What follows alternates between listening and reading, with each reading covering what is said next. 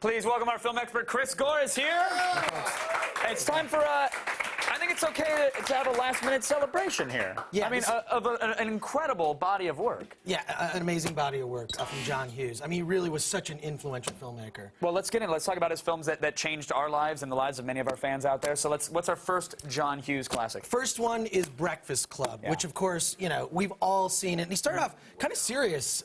You know, this is more of a serious film, Absolutely. not so much an over-the-top comedy as he got into later. Right. Well, yeah, it's funny. You've got your library choreographed dance sequences, but beneath that, you've got the struggle of so many different people that was exponentially relatable to those at the time. I mean, yeah, every type of person in high school is kind of represented. You know, the JD, the nerdy girl, the nerdy dude, the hot nerdy girl. They're all there. They're all there. But this is what made John Hughes cool, is because he understood how teens really feel. Not these are the teens' needs. Yes, they want to see girls naked, and of course that's discussed. But you know, the issues they have to deal with, approval from parents, deeper issues. Right, respecting the audience in a way that most filmmakers weren't with these types of films around the same time, I think. Weren't and still don't. It's still, yeah. Yeah, well, exactly. I don't know, Not Another Teen Movie 4 was really phenomenal and deep, but this was one of his first teen comedies. As you said, he went with a more serious tone.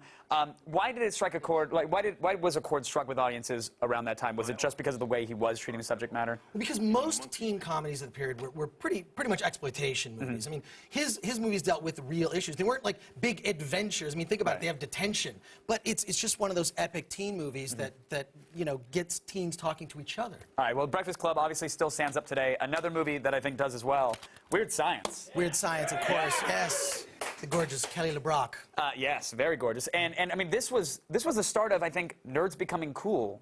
Right? This, if you had to mark the beginning in cinema history, this is really This is it. So thank you, Weird Science, for allowing me to do what I do as well.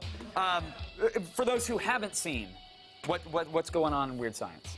Well, first of all, probably Bill Paxton's greatest performance. But what it is two nerdy dudes create the ultimate woman. I mean, it's every dream. It's the theme of many science fiction films. Here, of course, is played for teen laughs. But Bill Paxton is a huge stand-up in the film. I have to give him props. He's so good. And Chet. And to this day, is it a movie that you can pop back in the player and go and enjoy? I defy you to flip on any cable station where any John Hughes any of these movies are playing and try to turn away. Try to turn away. Try to do it, folks. Well, I know I can't from the next one because I've seen it 1,001 times, and if it's on TV, I will stop. Ferris Bueller's Day Off. Ferris Bueller's Day Off, yeah. Yes. This is the Bueller edition. Modern classic. But, I mean, he's known, as we talked about, like these coming-of-age flicks. Do you think Ferris Bueller was deeper than that, or was it simply teen rebellion and let's celebrate? Well, you could see it as being just sort of cheesy, episodic. Oh, they're having these adventures and taking a day off. But really, Cameron is the sort of grounding force in the film, because he's the character who changes. Ferris Bueller doesn't change at all. He's sort of goofy Ferris Bueller, and Cameron has to learn from Ferris, learn to sort of stop and smell the roses, and also defy his father by stealing a car. Right.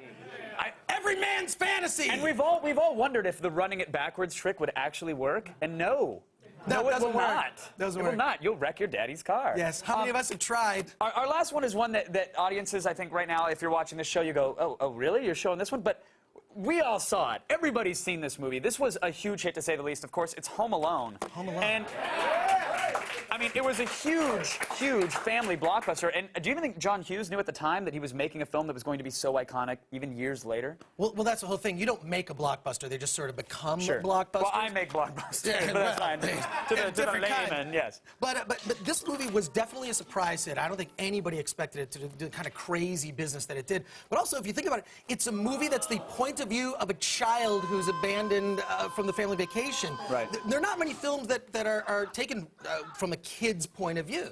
You just rarely see that. In fact, we were talking about it. The last one I can think of is 300 Blows. And no one knows what I'm talking about. No. There you go. No, not what you think, guys, but I was like, is that a Spartan parody where they they hang out at Parliament a little too much? I'm going to stop right there. All right. But no, Home Alone it stands up just because, of course, it is the goofy comedy which John Hughes is really good at weaving into deeper, serious issues. Yeah, just 4 films from an incredible library. He'll definitely be missed. And Chris, thank you for coming on and sharing that with us. Appreciate it. Last minute, but we really appreciate it.